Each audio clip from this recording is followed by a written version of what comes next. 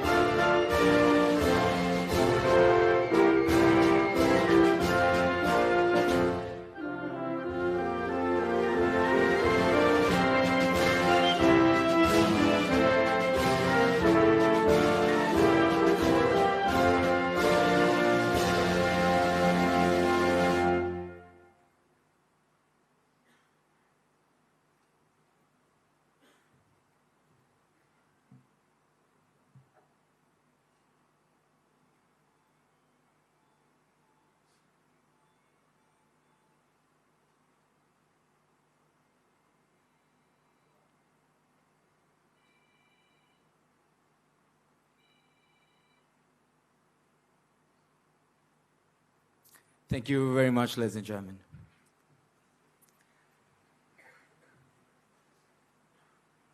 A very good evening to all of you once again. I'm your host, Javed Bongzo, and it's certainly a real honor to be the MC on this very special day where we celebrate the life of a very, very special person. And of course, this book, ladies and gentlemen, The Legacy of Meezan HAJIAR, is a very fitting tribute to a fantastic personality. Well, today, ladies and gentlemen, we gather to celebrate a story that rises from the humble red earth of Kurugoda and blossoms into one of the most inspiring legacies in Sri Lanka's modern history. Now, Meezan HAJIAR is the remarkable journey of Haji S.M. Mohideen, a boy who left school at 12 with nothing but determination and, of course, a weighing scale and a dream. This book is a sweeping, deeply human portrait of Meezan HAJIAR, a visionary entrepreneur, a generous philanthropist, a political influencer, and a man whose life embodied dignity, faith, and service. This evening, ladies and gentlemen, we honor not just the legacy of Meezan HAJIAR, but the values he lived by: hard work, humility, faith, and service. And this book is a tribute to a life that continues to inspire and a reminder of what one determined individual can do for a community, a district, and of course, a nation. And so, ladies and gentlemen, to formally welcome all of you, I now have the pleasure of inviting a very proud grandson. Please put your hands together for Mr. Ijaz Meezan.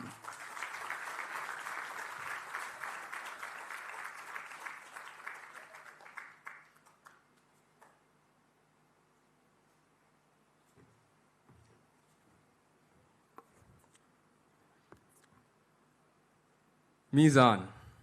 It means the scale in Arabic, the measure by which good and bad deeds will be weighed on the day of judgment. This was the name given to my grandfather, fondly by his contemporaries, reflecting his steadfast commitment to doing what was right and to being just in his actions. For me and my fellow cousins, he was above all a man whose life was truly lived in service of people. The life of Meezan HAJIAR, my beloved grandfather, is one that many of us gathered here today may not have witnessed firsthand, but one we have come to know. We learn from and carry forward through his eternal legacy. Respected members of the clergy, distinguished speakers, members of the Meezan family, friends, ladies and gentlemen, good afternoon. It is my privilege on behalf of the Meezan family to warmly welcome you today to the launch of his biography, The Legacy of Meezan HAJIAR. We are deeply grateful for your presence today, which marks the culmination of many years of dedication, and numerous individuals were committed to long hours to bring this work to fruition. We are launching this biography this year as it marks 100 years since my grandfather, began his business journey in 1925. I am deeply honored by the presence and sincerely grateful to our distinguished speakers, many of whom knew my grandfather personally, worked alongside him, and maintained close ties with our family. We are deeply honored to have with us the respected Venerable Konakalagala Udita Abhidana Anunayaka Thero of the Udarata Amarapura Nikaya. I also extend a sincere welcome to our Chief Guest, President's Council Faiz Mustafa, Dr. Sarat Amunogama, and Dr. Ranjit Rajaya. The biography we launched today has been in preparation for many years now. A life of such breadth, impact, and complexity cannot be captured hastily. Meezan HAJIAR's contribution to business, community leadership, and public life spanned generations and touched many spheres of our society. Documenting this journey with accuracy and respect required careful research, wide consultation, and a deep commitment to preserving not only his public achievements, but also the private values that defined him. We owe a special debt of gratitude to the late Mr. Muhammad Fuaji, the former principal of Zahira College, Matale, whose scholarship, dedication, and vision laid the foundation for this work and made this completion possible. This book represents our family's collective effort to safeguard his legacy with the depth and dignity it deserves. I am thankful to have been part of the team that brought this book to life. It is intended not merely as a record of accomplishments, but as a lasting testament to his principles, integrity, fairness, humility, and unwavering commitment to service. These values shaped his leadership and continue to guide the generations to follow. As his grandson, it is a profound honor to welcome you all here today. On behalf of our family, this publication ensures that future leaders, whether or not they had the privilege of knowing him personally, will understand the depth of his character and the extent of his contribution to both community and country. Through this biography, my one-year-old son, a fourth-generation Meezan, and the Meezans yet to come will know their great-grandfather, a proud and dedicated Sri Lankan, and the values by which they themselves must live.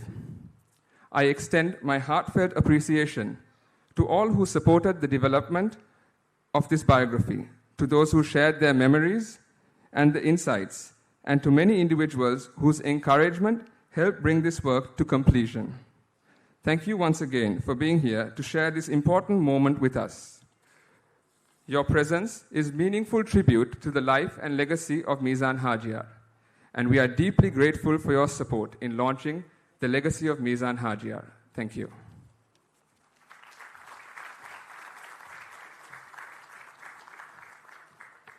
Thank you very much, Mr. Ijaz, for really setting the tone for this very special evening and, of course, for the warm welcome, too. And so, ladies and gentlemen, this is the moment that we have been waiting for, and that is the launch of the book. And this is the moment that we will be launching this very special book, The Legacy of Meezan HAJIAR. Let's take a look at the screen now.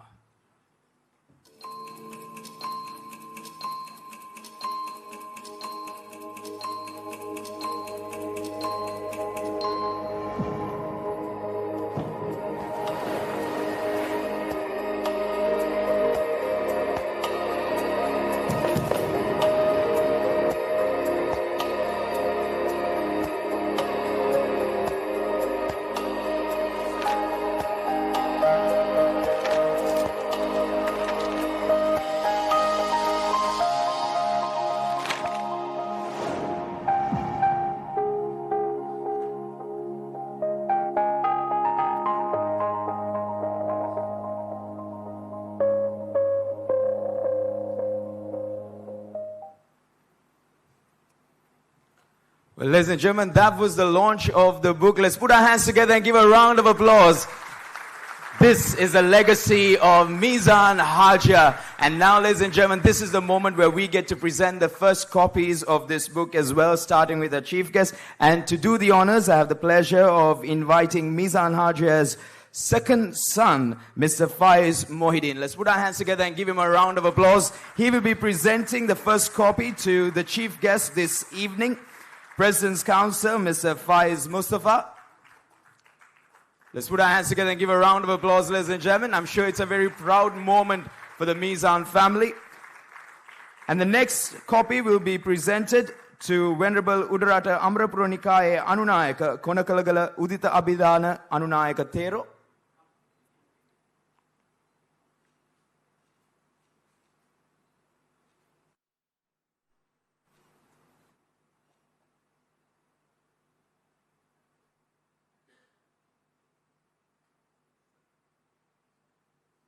Yes, as I mentioned before, next we'll be presenting the next copy to Venerable Udarata Amarapura Nikaye Anunayaka Konakalagala Udita Abhidana Anunayaka Thero.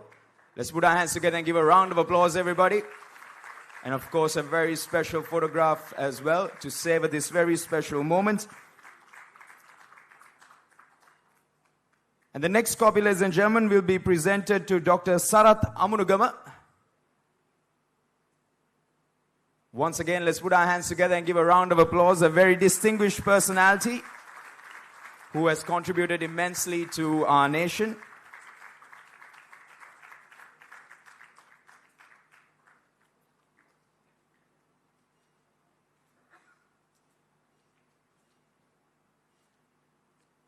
And finally, ladies and gentlemen, we would like to present the copy to the chairman of the Renuka Group, Dr. S. Ranjit Rajaya. Let's put our hands together and give a round of applause for him as well.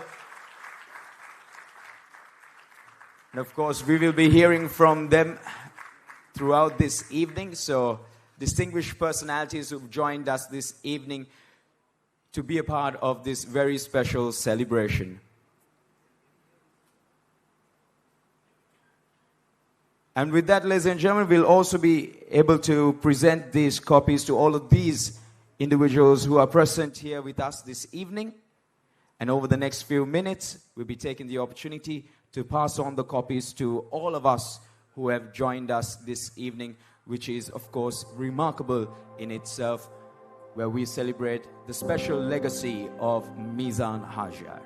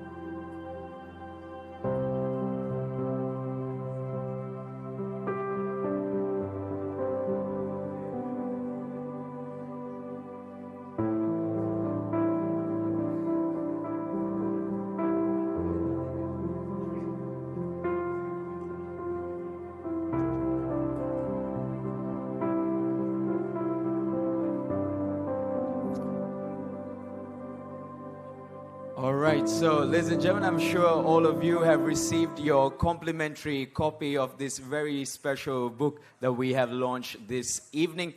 And so, ladies and gentlemen, we continue with the agenda that we have for this evening.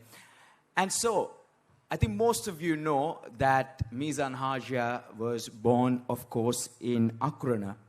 And it's only fitting that we hear from those who have been really impacted, positively impacted by the changes that he has made over there as well.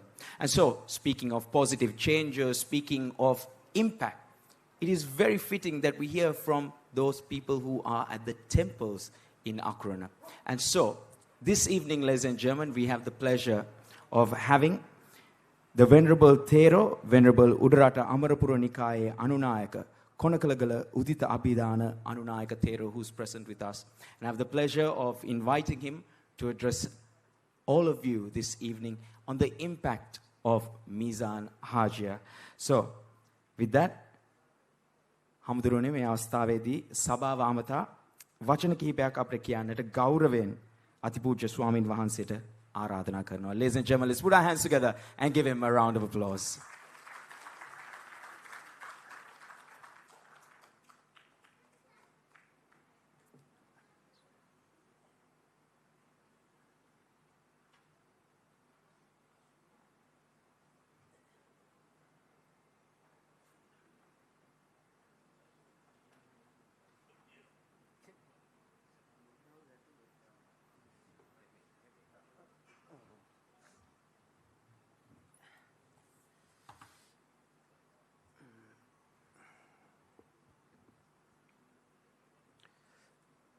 සියලු දෙනාටම සුබ සන්ධ්‍යාවක් වේවා.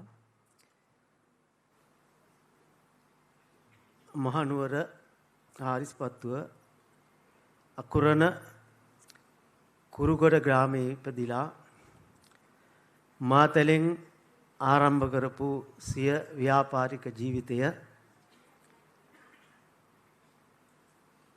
කුමන ආකාරයට ශ්‍රී ලංකාව ආර්ථික වශයෙන් සදාචාරාත්මක වශයෙන් සහ දේශපාලනික වශයෙන්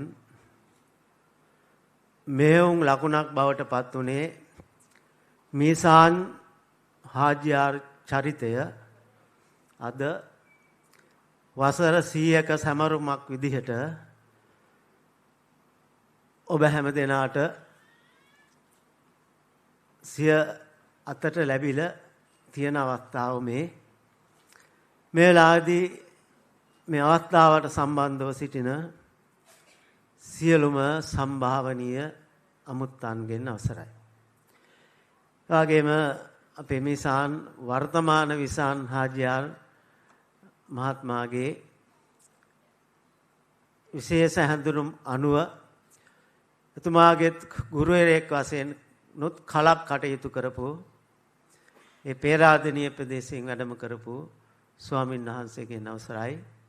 මම හිතන්නේ මේ වෙලාවේදී ඉස්ලාම් ආගමේ මව්ලුතුමල්ලා සම්බන්ධව ඇති සියලු දෙනාගෙන් අවසරයි. සම්බන්ධව සිටින සියලු දෙනාගෙන්ම අවසරය ප්‍රාර්ථනා කරනවා. ඉතින් අපි මීසාන් හාජියාර් නැතුමා අපි ඉපදෙන්න කලින් ඉපදිච්ච අය.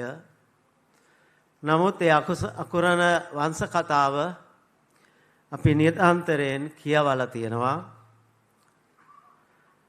ඒ ජීවත් වෙන සිංහල ජනතාවත්, ඒ වගේම ඉස්ලාම ජනතාවත්, ද්‍රවිඩ ජනතාවත් කොයි ආකාරයටද ඒ යුගයන් වල සම්බන්ධතා ගොඩනගා ගත්තේ, එයා කොයි ආකාරයටද තමන්ගේ සිරිත් විරිත් හඳුනා ගනිමින් කටයුතු කළේ කියන එක අපි දන්න අතීතය තුළ වටහාගෙන තියෙනවා. ඉතින් මේ මෑත භාගය වෙනකොටත් මීසාන් නාමය මේ රට තුර පමණක් නෙවෙයි දැන් ලෝකයේ පුරාම ජනගත වෙලා තියෙනවා. මේ උදාර චරිතයේ තිබිච්ච උදාර ගතිගුණයන් නිසා.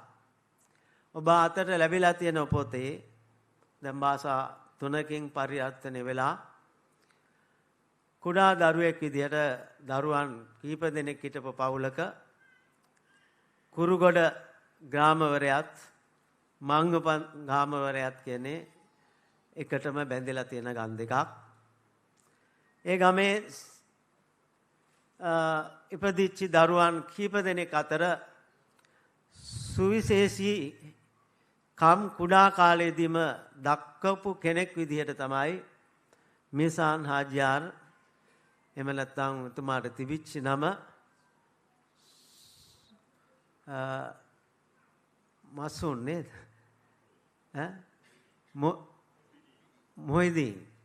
ඉතින් එතුමා කුඩා කාලේ ඉඳලම වෙනස් චරිතයක් කියන එක තමයි අප දැනුවත් වෙලා තියෙන්නේ. එදා සමාජයේ හිටපු අනිත් ළමයි අතරත් මේ චරිතයේ බොහොම තැනට සුදුසු නුවණ යොදා ගනිමින් තමන්ගේ සියලු කටයුතු සිද්ධ කරපු බව අපි දන්නවා. ඒ ගැන ඔය පොත් පිංචේ හොඳින් සඳහන් වෙනවා. බුලත් මිටියක් අරගෙන මාතලේට ගිහිල්ලා තමන්ගේ අම්මගේ අයියා කරපු ව්‍යාපාරයේ ආසන්නයේම පුංචි ඒ කඩේ පැත්තකින් තමයි බුලත් ටික විකුණන්න පටන්ගෙන තියෙන්නේ. මේ උදාර චරිතය දැක්ක ඒ තමන්ගේම මාමා මං හිතන්නේ නම කඩප්පා හාජියාර්. එතුමා තමන්ගේ එළවලු වෙළඳාම පළතුරු වෙළඳාම මේ බුලත් වෙලෙන්දට තරුණ බුලත් වෙලෙන්දට බාර දෙනවා. ඒ බාර දෙන වෙලාවේදී මේකට ගොඩක් තමන්ගේ මෑණියන්ගේ සහයෝගය ලැබෙනවා. තමන්ගේ තිබිච්චි රන් කාසියක් මේ දරුවට දීලා මේක අරගෙන තමයි මාතලේට යන්නේ. බුලත් මිටියයි රන් පවුමයි. ඒ ආරම්භ කරු ව්‍යාපාරය තමන්ගේ මාමා කල්පනා කරනවා දැන් ගමේ තියෙන කුඹුරු ටික ගම්මිස් ටික බලාගෙන හිටියොත් ඇති. මේ තරුණයාට බාර දෙනවා එහෙනම් මේ ව්‍යාපාරේ කරගෙන යන්න. සංකේතයට අතර දෙන්නේ තරාදියක්. මම හිතන්නේ අරාබි භාෂාවෙන් තරාදියට කියන්නේ මීසාන්. ඔන්න ඔය මීසාන් තරාදිය තමයි ඊටාම හොඳට අපේ යුක්තියේ සාධාරණත්වයේ සංකේතය නීතියේ සංකේතය තරාදිය සුදුසු කෙනාට තරාදිය ලැබුණා. ඒ නිසා තමයි එතුමට පුළුවන් වුණේ අධ්‍යාපනයෙන් ඉහළට ගිහින් නොතිබුණත් තමන්ට සහජයෙන්ම ලැබිච්ච ඥානය කරන කොටගෙන මේ ජාත්‍යන්තරයේ ජය ගන්නට මෙතුමාට පුළුවන් වුණා. ඒවකට සුදු අධිරාජ්‍යයෙන් මේ රටවල රටට ඇති වෙලා තිබිච්ච යම් යම් හොඳ සහ නරක මේ සියල්ලක්ම මේ යුගයේ ජීවත් වෙන අය උකහා ගත්තා. වෙලෙන්ද විදියට තමයි මුස්ලිම් ජනතාව ක්‍රියාත්මක වුණේ මොනවා හරි වෙළඳාමක්. ඒ අය වෙළඳාමෙන් ඔබට ගිහිල්ලා වවන්න පටන් ගත්තා. තේ දලු කුරුඳු එනසාල් කරාම්බු සාදික්කා කොකෝවා ඉඩම් හිමි වැවිලි කරුවන් බවට පත් වුණා. ඊළඟට ඒ සමාජයේ හිටපු ප්‍රභූ පන්තියත් එක්ක ඒ රටේ තිබිච්ච දේශපාලන නිදහස ලැබිලා පොඩි කාලයයි ඒ කාලය තුල එවකට හිටපු රාජ්‍ය නායකයන් සමග මේ අකුරු ඉගෙන ගැනීමෙන් ලොකු උගතෙක් නොවුනත් හැමදෙනාම මීසාන් චරිතය අවශ්‍ය කෙනෙක් බවට පත් වුණා. දේශපාලනඥයාට මීසාන් චරිතය අවශ්‍ය කෙනෙක් වුණා. ප්‍රභූ පැලැන්තියට මීසාන් චරිතය අවශ්‍ය කෙනෙක් වුණා. දුප්පත් ගම්බන්ද ජනතාවට මේ චරිතය අවශ්‍ය කෙනෙක් වුණා. ඔහු කුඩාවට ආරම්භ කරපු ඒ බුලත් කඩය අද වෙනකොට විශාල ව්‍යාපාර ජාලයක් බවට ජාත්‍යන්තරය තුල පවා ප්‍රසිද්ධ වෙච්ච ජාලයක් බවට පත් වෙලා තියෙනවා. ඉතින් මේක පොතක්. මේ පොත අද ඔබ ළඟට හම්බෙච්ච පොත නෙවෙයි මම මේ කියන්නේ. මේ මීසාන් චරිතය කියලා කියන්නේ අපි ඔක්කොටම කියව ගන්න තියෙන පොතක්. ඒ කාලේ සිංහල පිරිස අතරත් ඔයගේ දැවැන්ත චරිත තිබ්බා. ඒ චරිත පොත් අද භාවිතා කරනව අඩුයි. නව පරම්පරාව ඒ චරිත පොත් පැත්තකට දාලා තියෙනවා. නව මුස්ලිම් තරුණ පරම්පරාවත් ඒ අපේ වටිනා චරිත පොත් පැත්තකට තල්ලු කරලා තියෙනවා. දෙමළ ජනතාවත් ඒ තමන්ගේ ආදී මුතුන් මිත්තන්ගේ තිබිච්ච චරිත කතා චරිත පොත පැත්තකට දාලා ඒක වචනයක් කියන්න නැති විදිහට කාගේවත් සංස්කෘතියක් නොවන විදිහට ඔවුන් ගමනක් යනවා. හැබැයි යන ගමන තරම් සාර්ථක වෙන්නේ නැහැ. කොයි වෙලාවක හරි ආපස්සට හැරිලා අපේ පැත්තකින් තියපු චරිත පොත් ඉස්සරහට අරගෙන කියව ගන්න වෙනවා. ඒකට තමයි මේ මීසාන් වර්තමාන සහෝදර පිරිස තමන්ගේ පියාගේ ඒ උරුමය එතනින් නතර වුණේ නැහැ. මං ගොඩක් ආඩම්බර වෙනවා. පුතුන්ගෙන් ඔබට ගිහිල්ලා මෙතන පිළිගැනීමේ කතාව කරා මුණුපුරෙක්. මුණුපුරෝ රාශියක් දැන් ඉන්නවා. මිනිබිරියන් රාශියක් දැන් ඉන්නවා. ඒ අය තේරුම් අරගෙන ඉතන අප ජාත්‍යන්තර තලයේ කොතෙක් දීගෙනගත් අපේ සීයාගෙන් අපිට ලැබිලා තියෙන උරුමය තමයි අපේ අනාගතය කියන එක යා තේරුම් අරගෙන තියෙනවා. එඳා මං සතුටු වෙනවා මේ පොත අද සමාජගත කිරීම පිළිබඳව. සිංහල මාතලේ තමයි මෙතුමාගේ ජය ව්‍යාපාරක ලෝකයේ ජය බිම වුණේ. කුරුගොඩ තමයි උපන් භූමිය. කුරුගොඩ මේ පොතෙන් කියවෙනවා කුරුගොඩින් මේ සමාජයට විශාල ජාතික සම්පත් බිහි වෙලා තියෙනවා. අපිත් ඔය ළඟ හිටියට එහෙම දැනගෙන හිටියේ නැහැ. උදාර චරිත අධ්‍යාපන පැත්තෙන්, නීතිය පැත්තෙන්, ව්‍යාපාරික පැත්තෙන්, දේශපාලන පැත්තෙන් විශාල චරිත පිරිසක් ඔය කුරුගොඩ කියන සුන්දර පුංචි ගම්මානේ බිහි වෙලා තියෙනවා. ඒ ඔක්කොමලා අද මේ පොතේදී එකතු වෙලා තියෙනවා. මම ඒ තීයේ මට කතා කරා හලිම් මන්ත්‍රීතුමා ඇවිල්ලා ඉන්නවා. මම හිතන්නේ කොළඹ එන ගමන් මට දුරකථනයෙන් කතා කරා නායක හඳුර හෙට උත්සවයේ දෙනවද කියලා. මම කිව්වා හෙට උදේ පාන්දර මං එනවා. මම මේ යන ගමන් ඒ වෙලාවෙත් මම මතක් කරේ ඒ බිහිවිච්ච චරිතයක ඵලයක් තමයි අපේ හලිම් මහත්තයලත් ACS සමිට්. ACS සමිට් කියන දේශපාලන චරිතය කියවනකොට එතුමාව දේශපාලනයට අතපොත් තියන්නට ඉස්සරහට තල්ලු කරන්න ඇදලා අරගෙන තියන්නේ කවුරුවත් නෙවෙයි මේ මීසාන් හාජියාර් මහත්මයා. ඒ වගේම මාතලේ තුල එවකට තිබිච්ච දේශපාලන තලවල ඔය අලුයාරේ පරම්පරාවල් ඒ අය එක්ක සමකාලීනව මෙතුමා උගතෙක් විදිහට නෙවෙයි නමුත් හැම දෙයක් පිළිබඳම විශ්වවිද්‍යාල දැනුමක් තිබිච්ච කෙනෙක්.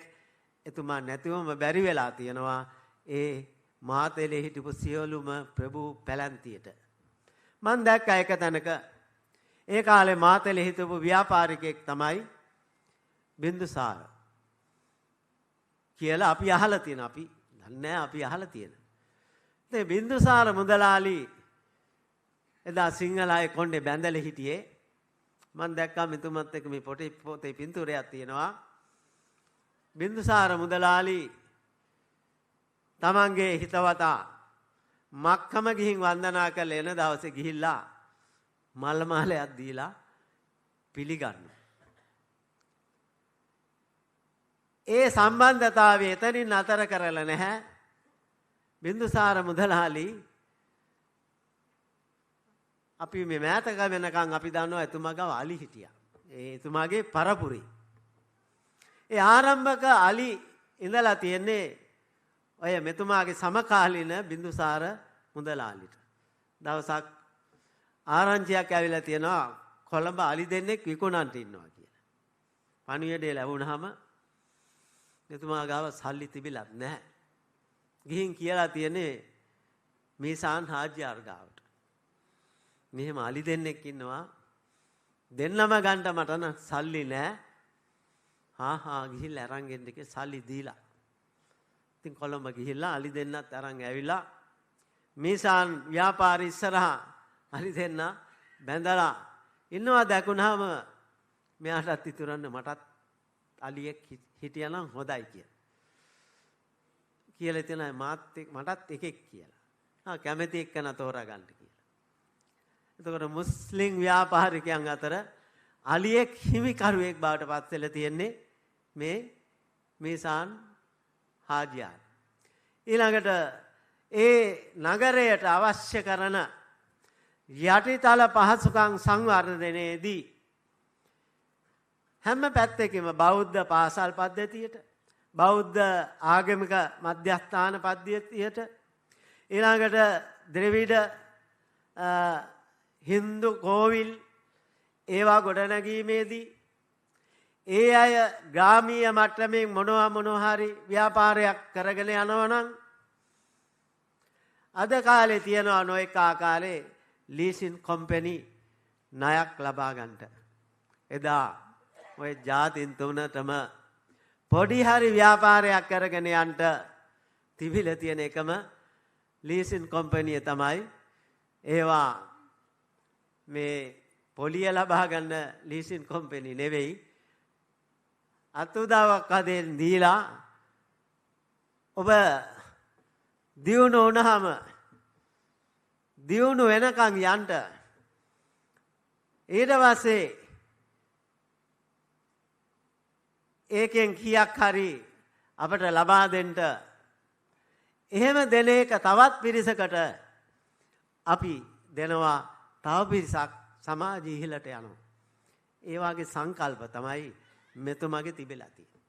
ඉතින් මේවා හැංගිලා තිබ්බේ ඒ පවුලේ කීප දෙනා විතරක් ඔක දැනගෙන තියෙන්න ඇති. ඒක දැන් සමාජගත වුණා. ඒ වාගේ උදාර චරිත ඉස්ලාම් ආදි මුතුන් මිත්තෝ ජාතික නිදහස් සටනෙදිත් සිංහල දේශපාලඥයන් සමග හරියටම සටන් කරලා තමයි මේ රටට ජාතික නිදහස ලබා ගත්තේ. ඒ උදාර චරිතයක් අතර චරිතයන් අතර සමාජගත වෙච්ච පුද්ගල චරිතයක් තමයි අපේ මීසාන් හාජියාර් මැතිතුමා. ඉතින් මං සන්තෝෂ වෙනවා අදත් එතුමාගේ මේ දරුවෝ ටික පුතු ටික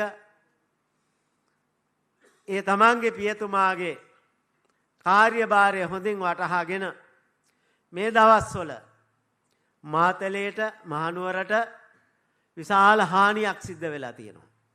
අපි හිතියේ මේ උත්සවෙත් දැන් මේක මාසයක් දෙකක් විතර තමයි සංවිධානය වෙමින් නිරන්තරයෙන්ම මෙතුමාගේ මට නම එන්නේ නැහැ කියවෙන්නේ නැහැ.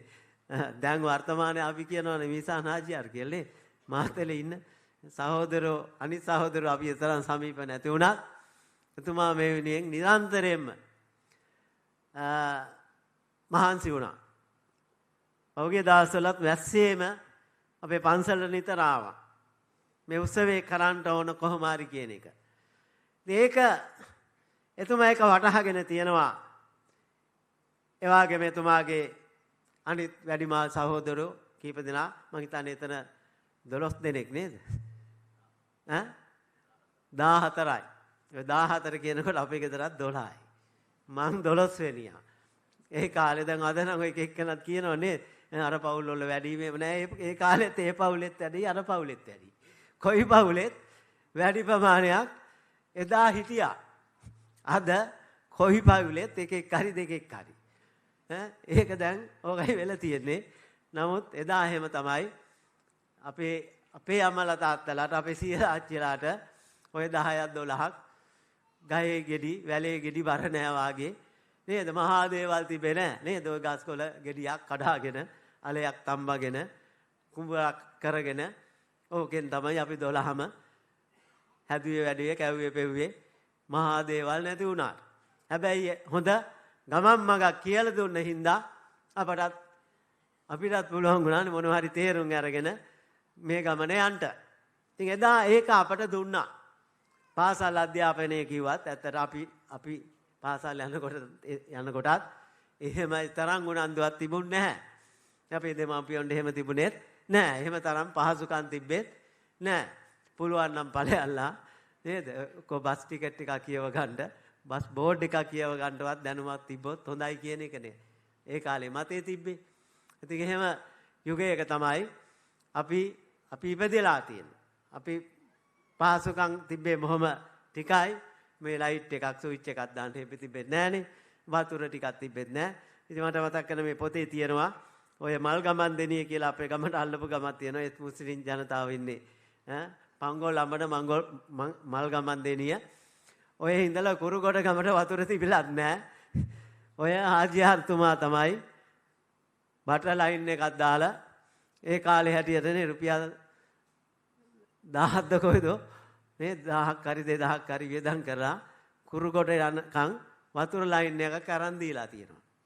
ඉතින් ඒ කාලේ ඒ ගානක් කියන්නේ ඊගාවට අක්කර මොනවද මේ රජයේ අරමුදල් ගෙවීම මෙහෙම ඒ කාලෙත් මේ මීසාන් මුදලාලි විශාල මුදලක් අක්කර මේ බදු ගෙවලා තියෙනවා. ඒ කාලෙත් බදු මේ 2000ක් ගෙවුවා කියන්නේ නේ. අද කෝටි කීයක් දෙන්න. ඒ වාගේ තත්වයක තමයි මේ යුගයන් ගත කරලා තියෙන්නේ. එහෙමනම් ඉතින් අපි හිතනවා අපිත් සතුට වෙනවා මේ වාගේ උත්සවයක් පාත්තලා මේවා සමාජගත කරලා මේවා පිළිබඳව මේ අලුත් පරම්පරාවල් වලට හැඳින්වීමක් දැනුවත් කිරීමක් කරලා තියෙන එකයි තාම වටිනා කාර්යයක්. ඒ වටිනා කාර්යය ඔබතුමා සෑහෙන්න මහන්සි වුණා. ඒ වගේම සහෝදර සීලු දෙනාම මහන්සි වුණා. ඒ වගේම යාළුවෝ හිතවතුන් විදියට ඒ තාත්තලත් එක්ක ආශ්‍රය කරපු අපේ මන්ත්‍රීතුමා හිටපු ඇමතුමා අමුණුගම ඇමතුමා ඒත් මට කිව්වා අමුණුගම ඇමතුමාත් බොහොම අපිත් එක්ක සම්බන්ධයි. ඉතින් බොහොම දැන් අමාරුවෙන් හිටියත් අපි උත්සවයට එනවා කියලා. ඊළඟට ජයතිලක වරු මාතලේ ඉඩකඩම් පන්සල් වලට පූජා කරපු ඒත් මං හිතන්නේ නීති මහත්මයෙක් ඉන්නවා කියලා මතක් කළා. ඒ වාගේ පිරිස කීප දෙනෙක් ඉන්නේ අපේ අපච්චිත් එක්ක වැඩ කරපු කියලා. ඒ අය හොයාගෙන ගිහින් කතා කළා සියලු දෙනාගෙනත් තියෙනවා. ඒ සිංහල අය විදිහට යාපු අය ගැනත් මම මේලාදී ඇත්තන්ට මම අපේ ඒ පළාතේ ස්වාමීන් වහන්සේ කෙනෙක් විදිහට මම ඊටාම පුණ්‍යානුමෝදනා කරනවා.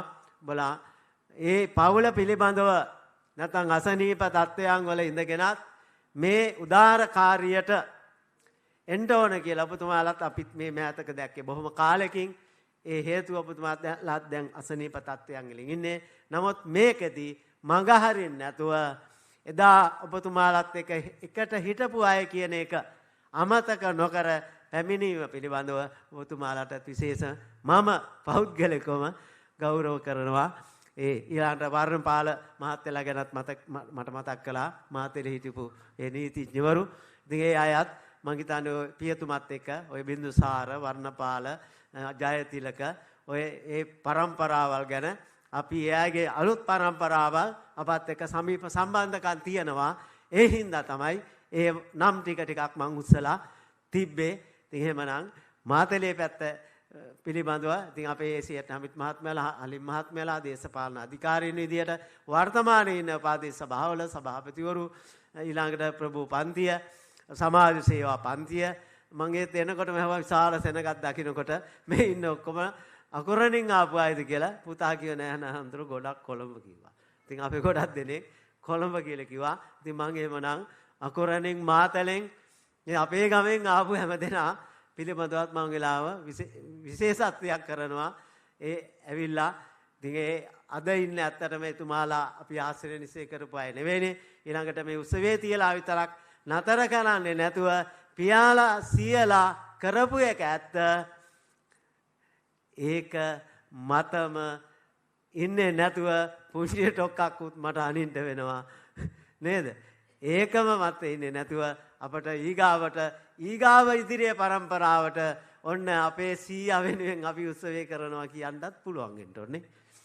අපේ තාත්තා වෙනුවෙන් මෙන්න උත්සවය කරනවා කියන්නත් පුළුවන් වෙන. දැන් ඔබතුමාලා තාත්තා වෙනුවෙන් ඔය කරන්නේ අද සීයේ වෙනකොටනේ.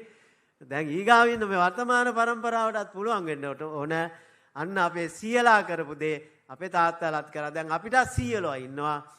ඒ සීයලාගේ උසෙත් අයි සීයකදී සිද්ධ වෙන්නේ. ඒක යන්න ඕනේ. එතකොට ඒ යන්න ඕනේ කියලා කියන්නේ මේ සමරම විතරක් නෙවෙයි. අර උදාර සංකල්ප සමාජගත කරපු උදාර සංකල්ප ටික නොනවත්වා අරගෙන යන්න. ඒක තමයි කියන්නේ. දැන් අන්න ඉඩම් ගොඩාක් ඔබතුමාලාගේ ණය ගිහිලා තියෙනවා. මට පොඩ්ඩක් මතක් වෙනකොට කියන්න වෙන්නේ නේ.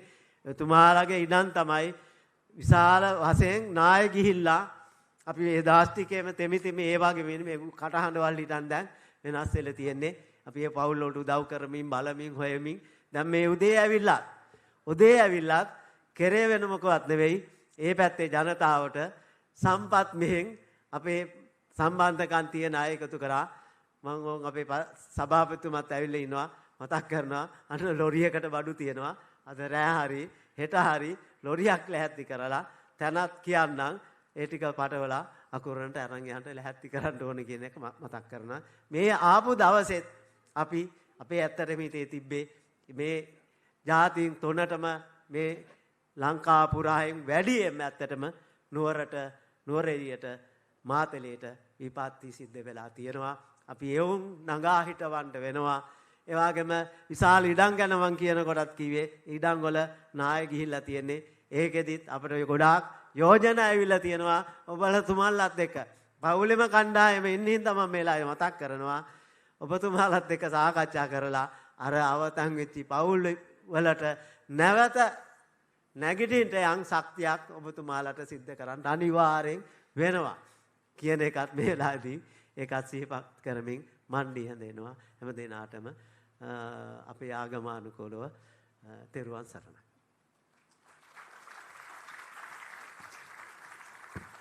Istuti Swamin Vansa. Well, ladies and gentlemen, as the Venerable Thera mentioned, the name Meezan HAJIAR.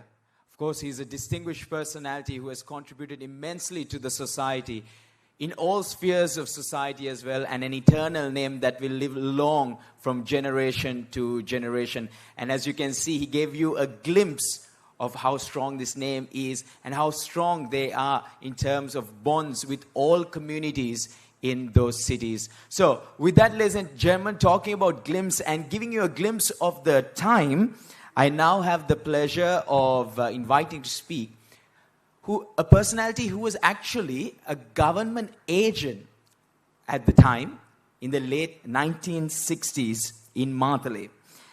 This very personality, of course, is very close to the Meezan family, and of course is a personality that we know very well as well. He has contributed immensely to the nation and, of course, was the former finance minister of the country as well. And if you look and read the book, you will also see that the foreword was also written by him. Ladies and gentlemen, please put your hands together for Dr. Sarat Amunogama.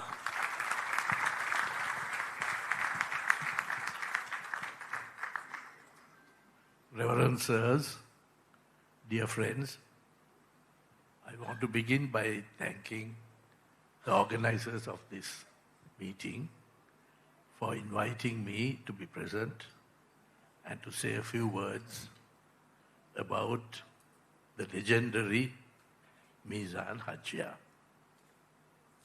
I think before we go further, we should extend our condolences to all those neighbors of ours in Akurana and Matale who have had to face severe difficulties recently due to the cyclone. I know, for example, that Ramuke, Ala and Gammadua are all abutting your estates. So I know that you feel these problems very acutely and would like to take this opportunity of condoling with all those people. I myself have got good relations with Matale. My ancestor was Dorakubura Disawa, and my great-grandmother was from the Purijala family. And so I have a great attachment to Matale. I was also fortunate in being the government agent. But more than all of that, I've been very fortunate having lots of friends at Trinity, in Matale, in Kandy, and all related to the Meezan family, to the great Muslim families of Kandy, and especially my neighbor, my great friend from school days, Faiz Mustafa, who I'm sure will speak to you in a little while. So it's a family occasion, and I'm very happy to be here. I'm also very happy to say a few words about the legendary Meezan Udalali, Meezan HAJIAR, who needs to be recognized much more, I think, in Sri Lanka as a founder, as a great contributor to modern Sri Lanka, particularly in the area of economic growth, in the area of political support, in the area of intercommunal harmony. In every possible way, he has been a trendsetter, he has been a legend, and I think it's very appropriate that we take this opportunity to remember him, particularly this year, when it is the centenary of this famous journey of a 12-year-old boy from Kurugoda to Matale to join his close relative in starting a business in Matale town. It was a legendary journey. He started small, but he won the confidence of all communities who did business with him. Those who produced those basic products, the spices, the various other commodities, those who not only produced, but those who sold, and later on, they were able to even be one of the pioneer exporters of Candian produce to the Middle East and many other countries. He was a legendary businessman.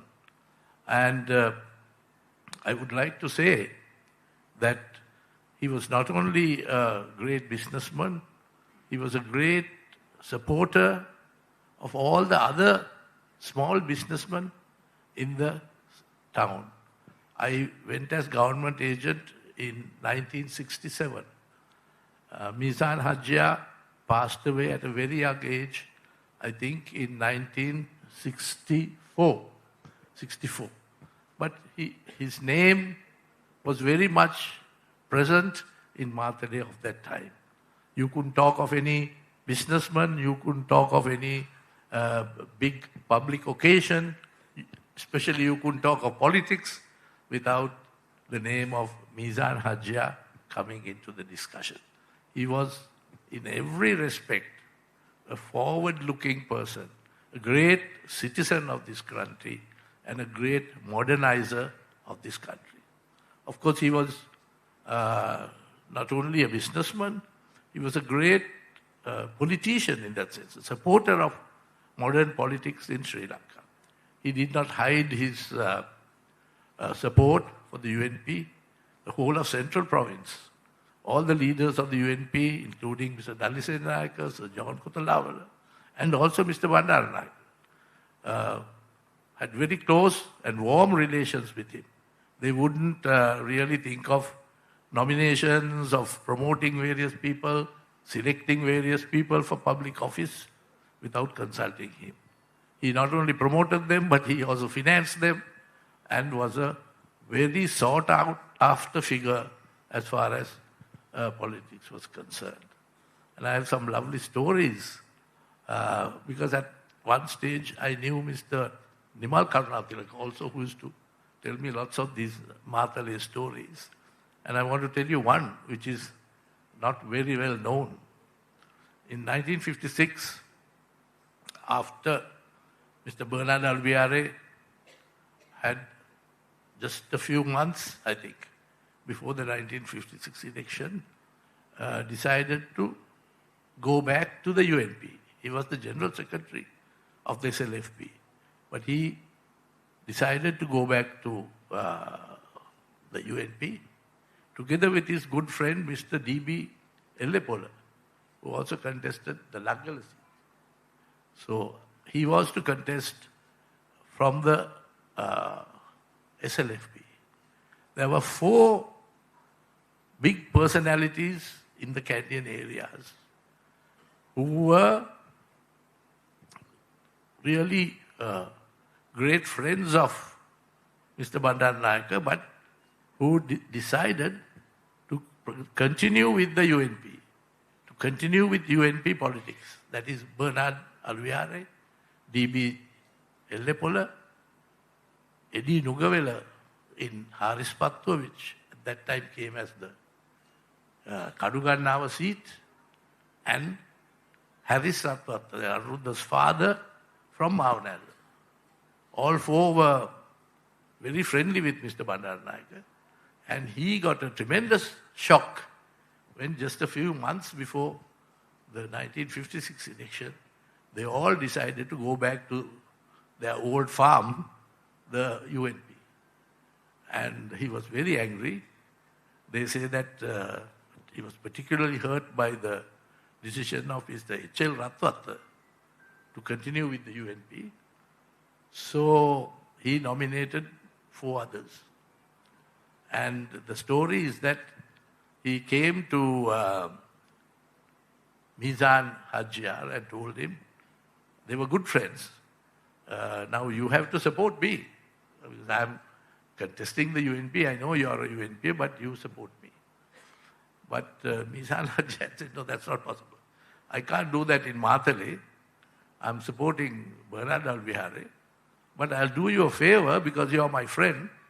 I will support Mr. Marika, C.S. Marika, who is contesting Kadugan now. That was the sort of friendship he had with Mr. Bandaranaike. So what was the net result? The net result was that all 4, H.L. Ratwatta, E.A. Nugavela, Bernard Alveare, and D.B. Ellepola, all 4 of them were defeated in the 1956 election. You can imagine what a difference it would have made to Sri Lankan history if the 4 of them had decided to go along with Mr. Bandaranaike, in which case they would have, of course, naturally been returned. That would have meant a huge difference because Mr. Bernard Alveare was virtually the deputy leader of the SLFP when they went into that election. So that is part of Sri Lankan history which deserves to be recorded, in which I'm sure Meezan HAJIAR was a part of the dramatis personae. I remember I think Faiz will remember, our old principal, Mr. Norman Walter, telling me once I asked him, sir, after he came back,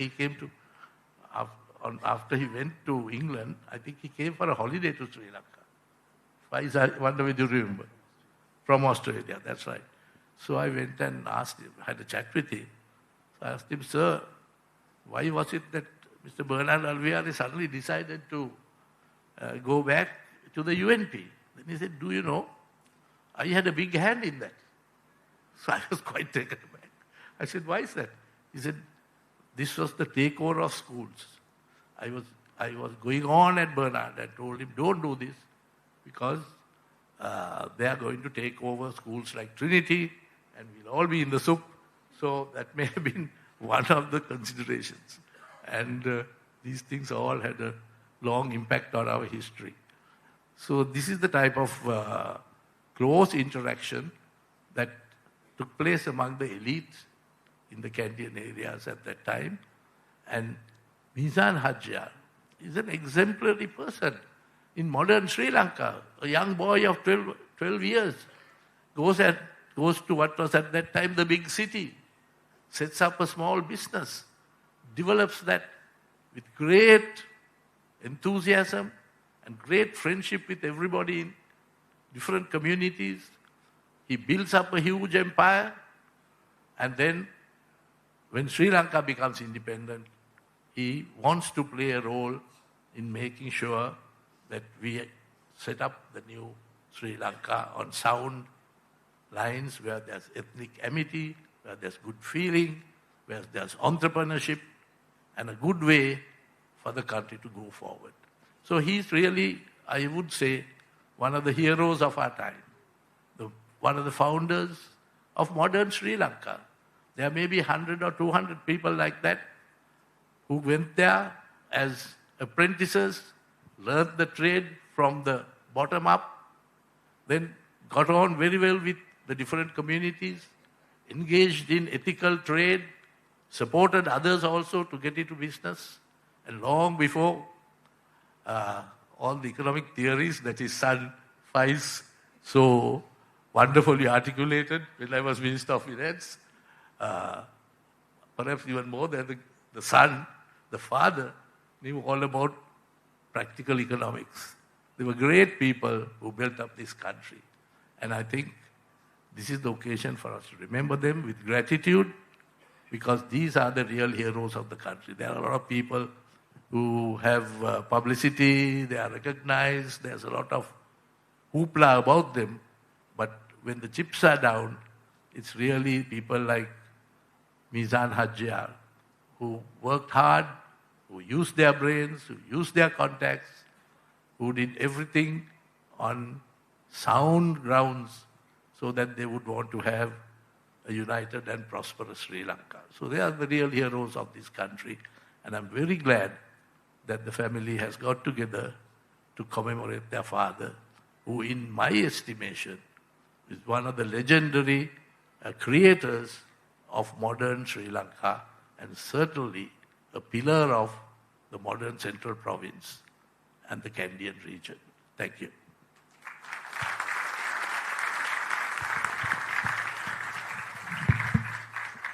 Thank you very much, Dr. Sarat Amunogama, for those wonderful words and, of course, sharing those wonderful stories as well.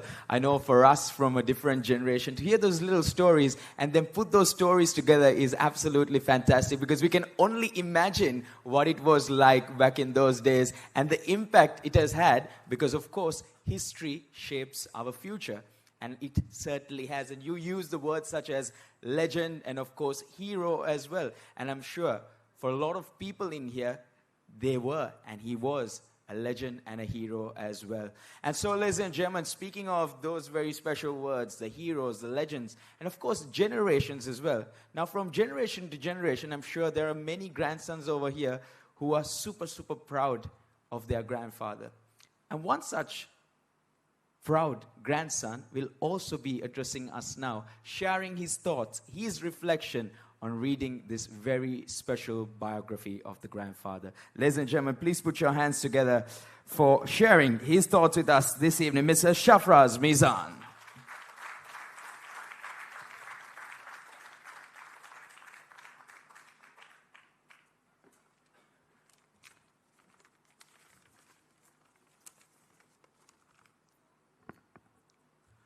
Venerable Amarapura Nikaye Anunayaka Konakalagala Udita Abhidana Anunayaka Tero, President's Council Faiz Mustafa, Dr. Sarat Amunogama, Dr. Ranjit Rajaya, respected members of the clergy, distinguished guests, friends, and my dear family. Assalamu alaikum, good evening, and Aiboan. It is indeed a privilege to stand before you today at this special occasion and share a few words, as well as a passage from this book that speaks deeply to me. Now, for those of you who do not know me, I'm Meezan Hajiar's fourth grandson. My father, Azhar, was his third son. Let me start by sharing with you what my grandfather has come to mean to me. I was born long after my grandfather passed away, but growing up, I used to hear story after story about the man that he was. And some of those stories were so extraordinary that I used to wonder if it was fact or fiction at times. But as the years rolled on, I think I realized that irrespective of how remarkable these stories were, there was one truth behind it, and that was that here was a man worth learning from, admiring, and even trying to emulate. My journey of discovering who he was didn't end with those childhood stories. I had the good fortune of being a part of the team behind this book. So I was involved in a lot of research, fact-checking, and even revisiting some of the milestones of his life.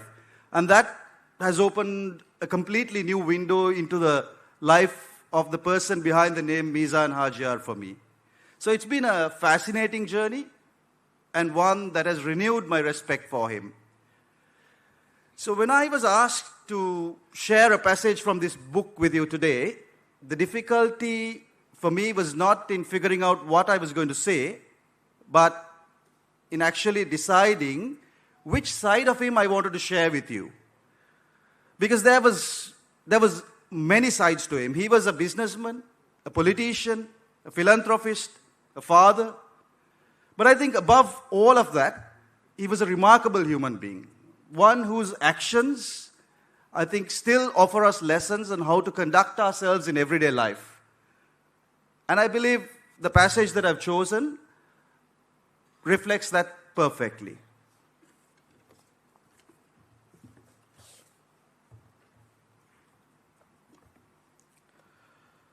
Marhum A.H.M. Bacha also recounted an extraordinary incident, one that shed light on why so many traders were loyal to Meezan Hajiar. During a particularly profitable pepper season, Meezan Hajiar had purchased large quantities of pepper from his network of village traders, including Haji Bacha, all at prevailing market rates. Just weeks later, pepper prices soared, and the shop reaped immense profits. But instead of pocketing the windfall, Meezan Hajiar did something few merchants would ever consider. He called Haji Bacha to his shop and handed him 7,000 rupees, explaining that it was only fair to share the profits with those who had supplied the goods. "You should share in my good fortune," he said. That 7,000 rupees allowed Haji Bacha to purchase a piece of land in Ratwata, a plot that remains with his descendants to this day. And he was not the only one. Other traders too received unexpected sums, gestures of goodwill that confirmed what many already knew. Meezan Hajiar was not just a shrewd businessman, he was a man of character. Now, in a world where businesses often operate with the sole motive of profit, where success is measured by what you can gain or what you can hold on to, I think this story speaks to us of something deeper and something more meaningful. And I believe that my grandfather understood that true success lies not only in what you earn, but in the relationships you build, the trust you nurture, and the fairness that you uphold, even when he could have quite easily have done otherwise. And this, for me, was his legacy. A lesson that's as relevant today as it was all those decades ago. And I will end on that note. Thank you.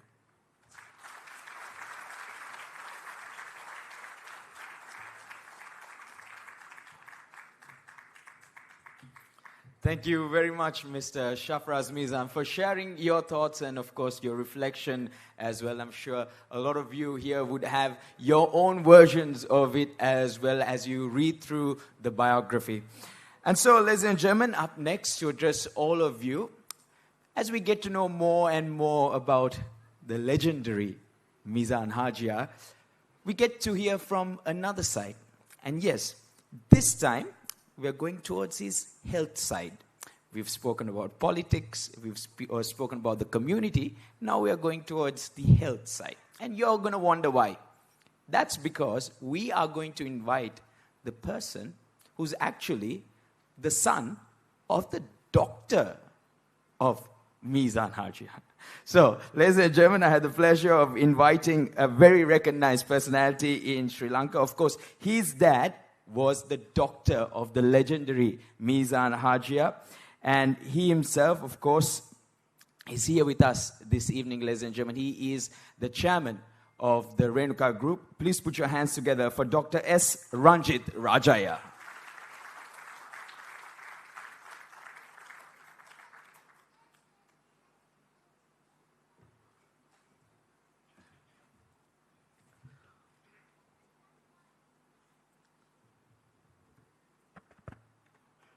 I've come to address all of you all as a member of my family, who the only one who's left in Sri Lanka. My father and my grandmother were had very long associations with Meezan HAJIAR, or Meezan Mudalali, as we used to call him sometimes. But on the insistence of his son Itisham, I've been asked to speak in Tamil, because he says there is a Sinhalese speaker, there are speakers in English, so please speak in Tamil.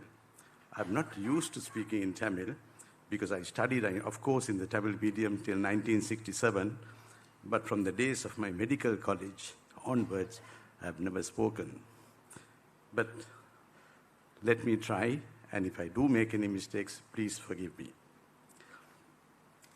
அன்பான குடும்ப உறுப்பினர்களே, நண்பர்களே, சிறப்பு விருந்துகளே, புத்த பிக்குகளும் மௌலவிமாரும் வணக்கம். என்னை இந்த புத்தக வெளியீட்டு நிகழ்ச்சிக்கு அழைத்து தமிழின் பேச வேண்டும் என்று வற்புறுத்திய மகன் இதிஷாமுக்கும் வணக்கம், நன்றி.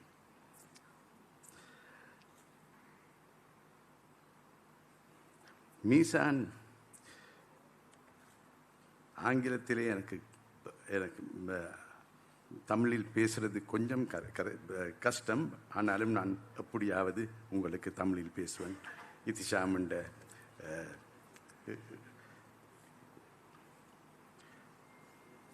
மீசான் ஹாஜியார் அவர்களுக்கு நீண்ட பாரம்பரியத்தை, வாழ்க்கை முறையையும் சொல்லும் சந்தர்ப்பம் எனக்கு ஒரு பெரிய மரியாதையாகும். ஒருவர் செய்த சாதனைகள் அவரது வாழ்க்கையை நிலைநாட்டும், ஆனால் மதிப்புகள் தான் ஒரு நிலையான வரலாற்றை உருவாக்கும். இதனால் தான் நாம் அவருடைய நினைவுகளை கொண்டாட ஒன்று சேர்த்திருக்கிறோம். இந்த புத்தக வெளியீடு அவருடைய சாதனைகளை மட்டும் சொல்லவில்லை, அவர் வாழ்ந்த வாழ்க்கை முறையை எல்லோருக்கும் கூறுகிறது. அவர் எப்போதும் வியாபாரத்தில் வெற்றி பெறுவது தான் நோக்கமாக இருக்கவில்லை. கடமை, கண்ணியம், கட்டுப்பாடு என்று வாழ்ந்து வந்தார். அதனால்தான் அவர் எங்கள் அப்பாவுடன் அம்மம்மாவுடனும் மிக நெருக்கமாக உறவி பேணி வந்தார். அது வியாபார நோக்கமாக மட்டுமில்லை, ஆனால் உண்மையான சிநேகிதத்தான். 1961 ஆண்டு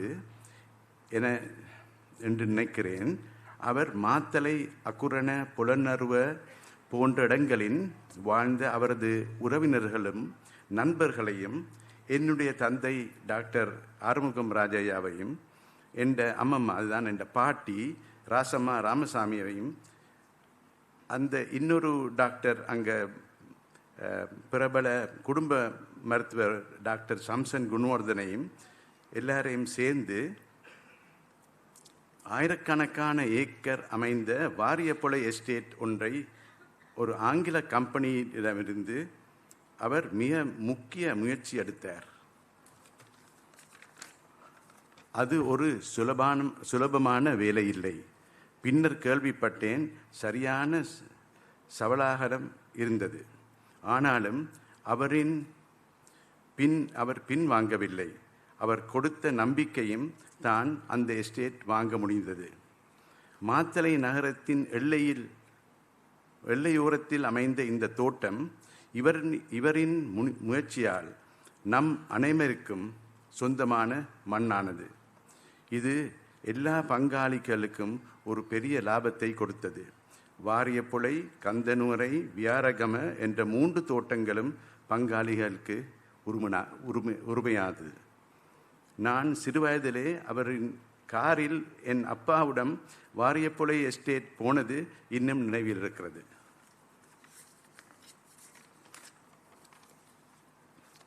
நான் அவரை கடைசியாக பார்த்தது 1964 ஆரம்பத்தில்.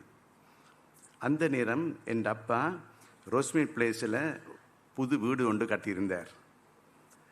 அந்த வீட்டுக்கு மீசான் ஹாஜியார் ஃபேன் 4-5 ஃபேன் அனுப்பியிருந்தார். அவர் சொன்னார் அப்பாவுக்கு, நீங்கள் அந்த ஃபேன் எல்லாம் வீட்டில் பூட்ட வேணும். அது பூட்டி வேலை செய்கிற நேரம் நான் உங்களை வந்து சந்திப்பேன், வீட்டுக்கு வந்து சந்திப்பேன்.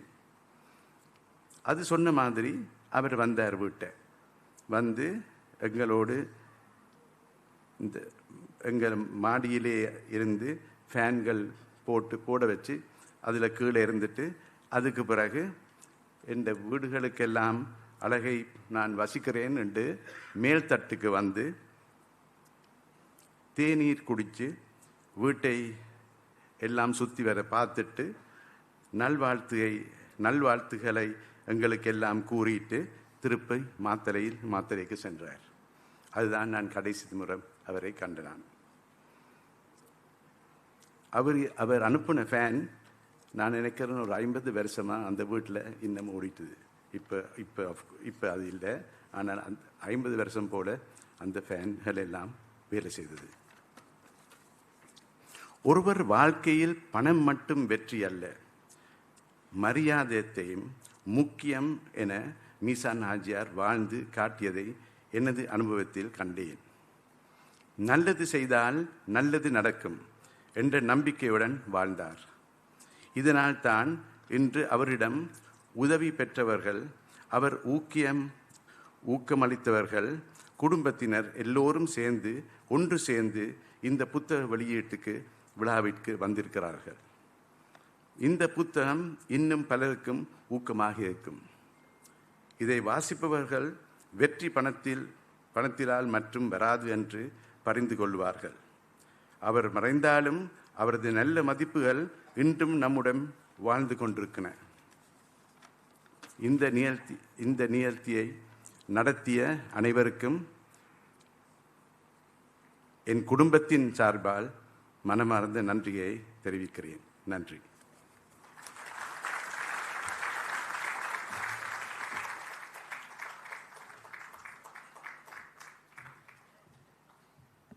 Thank you very much, Dr. S. Ranjit Rajaya. Well, thank you very much for sharing those. And of course, those stories as well.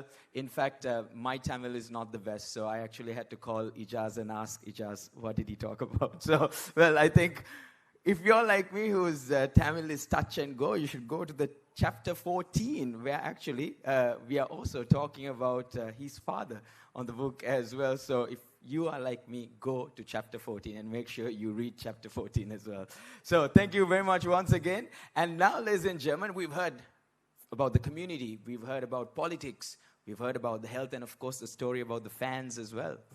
And now we are going to our chief guest, a very fitting personality. Why I say this is because his father was actually the advocate for the legendary Meezan HAJIAR. And he himself has appeared in certain cases in his early career as well. Well, this will be our final speech of this evening, and a very fitting one too, and that from our chief guest.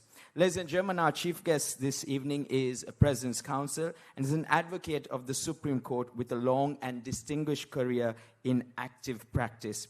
His work spans across many spheres, and of course, he has also served in the country in several key national roles, including chairing the Human Rights Commission and the Finance Commission, and contributing to the Law Commission, the Council of Legal Education, and Sri Lanka's national group to the Permanent Court of Arbitration in The Hague.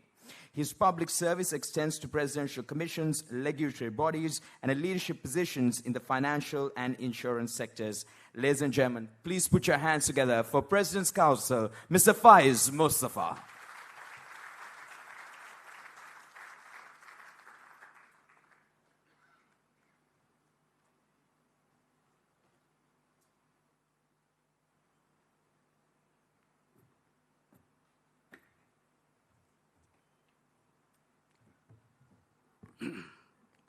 Bismillah ar-Rahman ar-Rahim. In the name of Allah, the most beneficent, the most merciful. Reverend Anunayaka sir, members of the clergy of all faiths, my dear friend Sarat, ladies and gentlemen, of course, the family of the late Meezan HAJIAR, particularly Imti, my good friend. May I begin by thanking the members of the family of the late Meezan HAJIAR for their kind invitation today, and particularly to Imti and his son, Ijaz, who saw me and wanted me to be present today.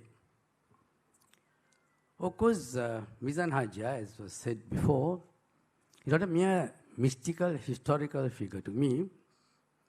I did know him personally, though from afar, but as was said, my father was his legal advisor, and I was his legal advisor for a short period. Of course, in my callow youth. I do recollect, now today is a day of people responding to various incidents. I do recollect an occasion in which he saw me in connection with a legal issue. There had been a case against him, a false case by some company, alleging that they had been transporting some products, estate products, from Mathuri to Colombo. It was a false claim. The summons had been served on him in English. He had put it aside and told his aide, I have seen it, but remind me when the day comes for my appearance in court. Unfortunately, the aide forgot. The case went ex parte. He's asked to pay a huge figure, a huge amount of money, ex parte, without any hearing at all, for unjustified cause. I was just starting my practice in the early 1960s. The smart aleck I was told at that point of time, a callow youth, to find a way out by my father, who was my instructing attorney. I went through, and I could only find one window. I found that the summons had been served on English. She came to see me. It was a majestic figure in his face. I told him very gingerly, Hajiara, you're not as familiar in English as you are in the other languages, so can't you tell the court the summons was served in English? And you didn't quite know what it was about, because the law requires that it should have been served on in your own language, the language you knew. He looked at me, he was astounded. He didn't know that he thought that lawyers were devious. He said to me, no, I cannot say that because I knew what it's about. So that is the quality of the man, and he had to pay a huge sum purely because he wouldn't say that he didn't know what was in the sounds. This is the character of the man. For him, if cash was least. First was honor. It was a question of honor before cash. So I couldn't persuade him, and ultimately, of course, he had to pay a huge amount those days, a huge amount by standards those days, the mere fact that he wouldn't utter a single lie, or what he thought would be a lie. So that is the character of the man we are honoring today. I'm also glad he's given the opportunity to reconnect with my good friend Sarat, one of the most distinguished products of the best school of all, Trinity College, Kandy. And Trinity College Kandy has contributed immensely to the Meezan family because most of them went to Trinity College Kandy, including my good friend Faiz, who received distinction, such great distinction in the public service. Faiz Muhyiddin, who bears my name, I'm glad he bears my name. He's my namesake. He also went to Trinity College Kandy. So we're all indebted to Trinity College Kandy in that way. The book itself, I just received it now. I went through it carefully. Was within the short time at my disposal. I was firstly struck by the get-up. It's beautifully done. It's very tastefully done. I would congratulate Imti, Ijaz, and members of the committee for having got out such a brilliant, such a good-looking, in the first instance, such a tasteful production as this book. I flipped through the book as early as within the short at my disposal, and I found the author, Faji principle, he has adopted a very attractive mode of storytelling to make his points. I do find that he has captured the flavor, the life and time of the late Hajiara, but it is artistic still. You see him he has painted a picture of the young man, Sanun, as it were, as he was then known, doing calligraphy in the home as a young man, as a young boy, 12 years, and making the journey from Kurugoda in Akurana to Harrison Road in Matari. Now, during this journey, there are very anecdotes that he has mentioned. Of course, unfortunately, I am not privy to most of them, because as you perhaps know, there was age span, age gap, and I used to admire him from afar, but he was my father's friend more than mine. But I do like the story about Bindusara Mudalali. Apparently, they were good friends, and this exemplifies his attitude towards the other communities. He was a lover of animals, he says, and there was an occasion on which he was a little short of funds. He went to Meezan HAJIAR. As Anunayaka said, it was like a leasing company those days. Everybody used to turn to Meezan HAJIAR. And he advanced, or rather gave him the cash to buy the elephants. And one fine day, Meezan HAJIAR found 2 nice elephants standing outside his window. He got the idea of owning elephants himself and looked at it very long, but didn't say a thing, but looked at it very longingly, or lovingly and longingly. Bindusara caught the point. He sensed that he wanted one himself and said, "Sir, you take one. Take whatever you want, it's yours." Now that example not only shows this close relationship between Bindusara, Mudalali and Meezan HAJIAR, but also brings up his passionate desire for, or rather evidence of his passionate desire for intercommunal relations. His friendships transcended all considerations. They were intimate friends. They were rivals, of course, in certain businesses, but they were very, very close to each other and showed and demonstrated his passion for interacting with other communities. There is, through the lens of the author, you could see, young Sanun, as he was known, that's his name, Sanun, doing calligraphy at home. Then thereafter taking to trade, a beetle trade, as was told, with only a scale, and I'm told 1 sovereign, according to the book, 1 single sovereign. He went on to become a landed proprietor. But he didn't buy lands, from what I gather from the book and from what I knew of him. He built communities. He lived in a manner in which he interacted with the villagers. He built their kamatas. And of course, what is relevant for today is the fact that he was also, during the floods, he rebuilt kovils, he rebuilt mosques, and rebuilt temples.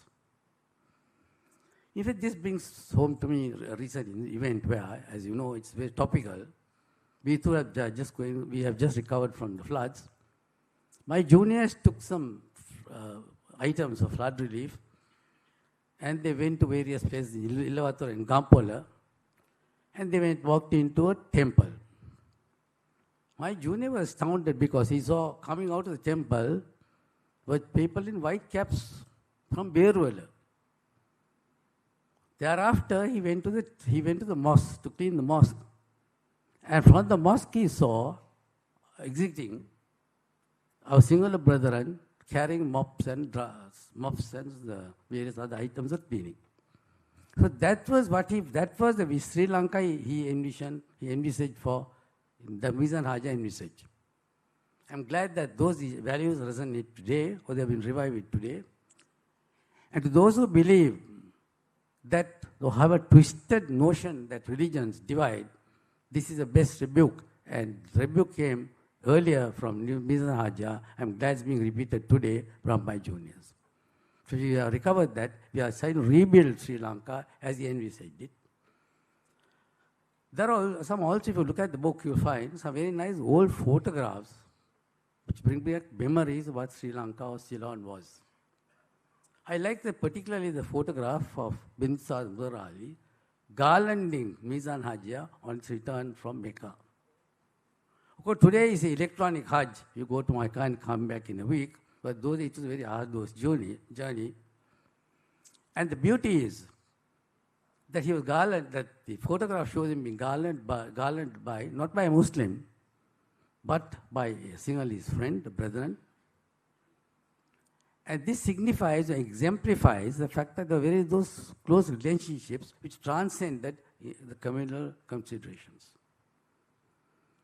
And that is what we have envisaged today. We are grateful to Meezan HAJIAR for not only his philanthropy, not only for his dedication to ethical values, but also his vision of Sri Lanka as united Sri Lanka, where all communities have equal rights but live together as brothers and sisters. That is, to me, the book is relevant in two issues. Relevant to two issues. One is in regard to intercommunal harmony. If you flip through pages, you'll find so many non-Muslims have interacted with Meezan HAJIAR, and both have benefited mutually. And that is an example that we should try to emulate today. The other is his concern for humanity. You see in Meezan HAJIAR, rebuilding mosques, as I said, rebuilding kovils, rebuilding temples. That the humanism in him, the humanity in him, that is a tribute to his values.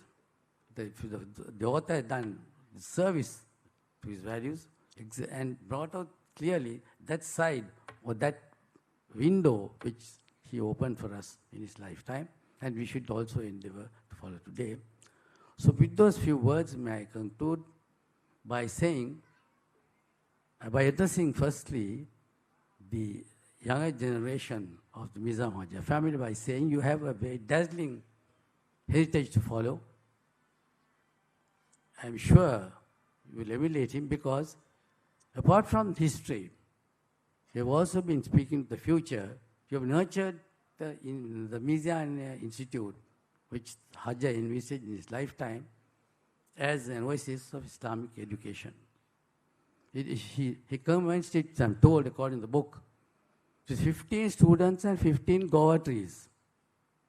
Today it covers 82,000 square feet of building. It houses 400 students, with international contacts. So it is also, he also spoke to the future in a sense. And although if you are reading the book, you'll find that you're walking with history. This MERATINE Institute is a opening for the future. And the fact that it's being nurtured by the Meezan family is itself one of the greatest tribute that you can pay.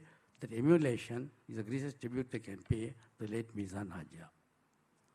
And also to those young men and women in the audience, I wish to say to you that do not look at this book merely as a biography. It's a guidance. As my good friend Sarat said, it is a tribute to him as a Sri Lankan. And we Sri Lankans should emulate those virtues of the passionate desire to see Sri Lanka as a model of intercommunal harmony, of progress, Also, he won the confidence, as we were told, of the politicians. But he didn't do politics himself. He didn't want personal glory. He felt the service was a mature method of service to politics.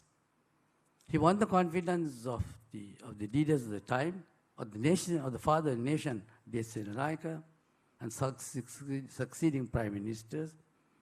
He won their confidence by his honesty, sincerity, and the desire that he should benefit others and not himself.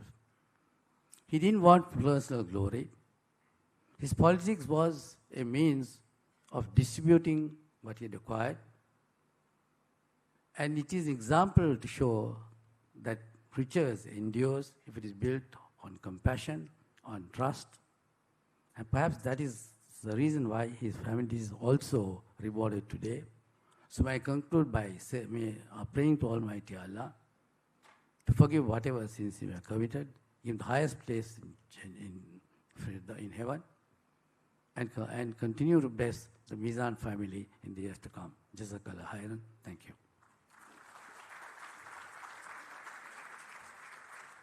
Thank you very much to our chief guest, Mr. Faiz Mustafa, President's Council. Ladies and gentlemen, let's put our hands together and give him a round of applause. Thank you very much for those beautiful words and, of course, the powerful message for all of us as well. And as you can see, with each of the messages that we heard, each of the speeches that you heard, it shaped a beautiful image of the legendary Meezan HAJIAR. And that was the intent of the day as well, to hear from those who've interacted with him, heard from him, and who have been impacted by his positiveness as well. And that's why, as he mentioned before, it is not a biography, it's a guidance for all of us in the future as well, as true Sri Lankans. So with that, ladies and gentlemen, as we've come to the conclusion, we began with by hearing from a very proud grandson, and we conclude also hearing from a very proud grandson. Ladies and gentlemen, to propose the vote of thanks on this very special day, I have the pleasure of inviting Mr. Shabir Zaki. Please put your hands together and give him a round of applause.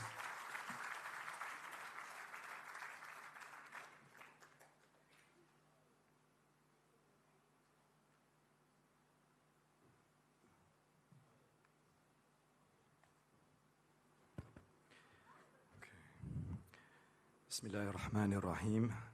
Ladies and gentlemen, respected ulama, honored guests, friends and family, assalamu alaikum wa rahmatullah, and a very good evening to you all.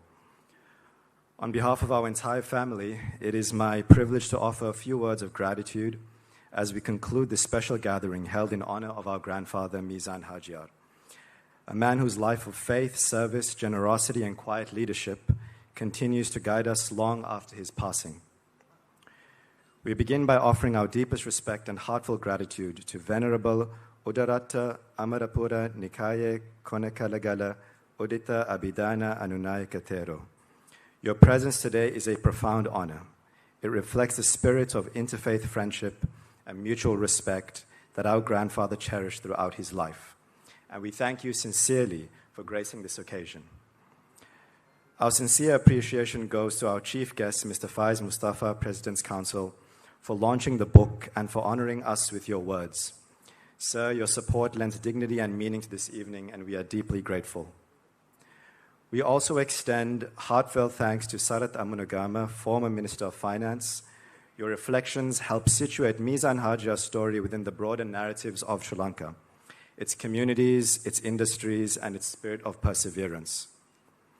Our gratitude extends as well to Dr. Ranjit Rajaya, Chairman of the Renuka Group. You have long understood the values that shaped our grandfather's life: hard work, ethical enterprise, and commitment to community. And we are honored by your presence. We also wish to remember with affection and respect the late Abdul Aziz Muhammad Fouaji, whose early encouragement and guidance helped lay the foundations for this project. May Allah grant him mercy. A project of this nature is the result of many years of dedication. We extend our sincere thanks to all those who contributed to the research, interviews, writing, compiling, editing, and historical verification of this biography. You have helped preserve not only the story of one man, but an important chapter of Sri Lankan Muslim heritage. We offer special gratitude to Sarasavi Publications for publishing this work with such care and professionalism, ensuring that the book reflects the significance of the life it records. Our thanks also go to Knowledge Box, whose design and production expertise were instrumental in shaping the final volume. We are grateful to BMICH for hosting us so graciously and for providing a fitting venue for today's launch. In addition, we wish to acknowledge those who were closely involved in the day-to-day working of bringing this book together, often behind the scenes and over many years. These are Mr. Imtiaz Bakir Maka, Mr. Ihtisham Meezan Mohideen, Mr. Ziauddin Ahmed Mohideen, Mr. Ijaz Meezan, Mr. Shafraz Meezan, and Mr. Abdul Hay Azhar.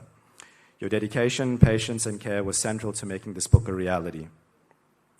To all of you gathered here, family, friends, colleagues, and members of the wider community, thank you for being present. Your attendance is itself a tribute to a man who lived simply but touched many lives, never seeking recognition but earning respect, and whose generosity continues to resonate across generations. With that said, I'd like to say a few words from the heart. I was thinking a little bit about who Meezan Appa, if he was here, who he might wanted to have thanked. And, well, three things came to my mind. Firstly is that I'm sure he would have thanked God, Allah, who gave him the tawfiq and the tremendous success to be the incredible businessman that he was. I think he would also thank the Prophet Muhammad sallallahu alaihi wasallam, who showed him a way, a sharia, a law that allowed him to be in the world without ever being of the world, allowed him to have millions in his hands while never allowing those millions to enter into his hearts. And this is something we see so clearly in the stories that we read about him. He was a man who encountered tremendous material success, but never once wavered in the face of trials and tribulations that came his way, that involved him losing a lot of money. I remember when Ijaz and Shafraz Nana and I were looking at this book and we read some of those stories, we thought, well, that's it. If this happened to us, we would just throw our hands up and say, there's no point trying again. This is too difficult. We lost too much. We should just forget about it. And lastly, I think Meezan Appa would thank the people that formed him and nurtured him, which are his parents. One of my teachers said, our parents are like two rivers that flow into our hearts and make us the person that we are today. You've already seen pictures of Meezan Appa's father, a quiet, enigmatic-looking man with a pure innocence in his eyes looking at us through these black and white photos. I wanted to read very briefly a short section from the book that I came across this morning about his mother, the quiet and powerful force that is behind great men, behind every great man. A great woman are always part of that story, even though we don't see them. So this is a story I'll read very briefly, told through Haji Abu Salih's eyes, a friend's memory of his early life. And he was known to his friends as Samoon. But it was Samoon's mother I remember most vividly, Khadija Ummah. Khadija Ummah was a rare soul, warm, soft-spoken, and radiant with a boundless love that knew no distinction. When she called Samoon away from our games to offer him something to eat, we knew well that our own invitation would soon follow after. And sure enough, moments later, she'd appear bearing more plates, more cups, sweets, and savories alike. We were given exactly what her own son received, no less, no different. That was her way. She never let a child feel forgotten. I can still see her in my mind, sleeves rolled, gently pressing sweets into our palms, brushing hair from our foreheads, praying over us in whispers we didn't understand then but understand now. I believe to this day that it was her dua that bore fruit in all her children. And with that, we hope one day we can all be in paradise with Khadija Ummah, eating sweets out of her blessed hands. And with that, I'd like to conclude and thank you very much for your time this evening. And please join us for some refreshments outside. Jazakumullahu khairan. Wassalamu alaikum wa rahmatullahi wa barakatuhu.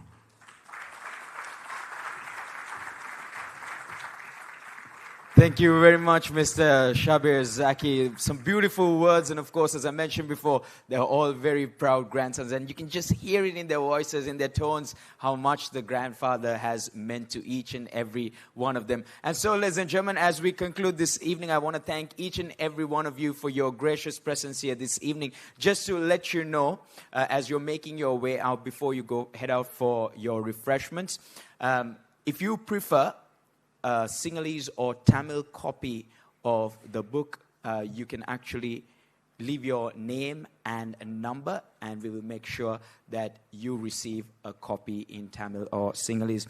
I'll just mention that in Sinhalese as well. ඉංග්‍රීසි පිටපතට වඩා සිංහල හෝ දෙමළ පිටපතක් කැමති නම් පිට වෙමින් යන විට තමන්ගේ නම සහ දුරකථන අංකය දී එම පොත ලබාගත හැක. So with that, ladies and gentlemen, I'd like to thank each and every one of you and invite all of you for refreshments outside. And for those of whom who'd like to have their refreshments seated, I'd like to invite you to the Tulip, which is right opposite this hall. Thank you very much and have a wonderful evening ahead.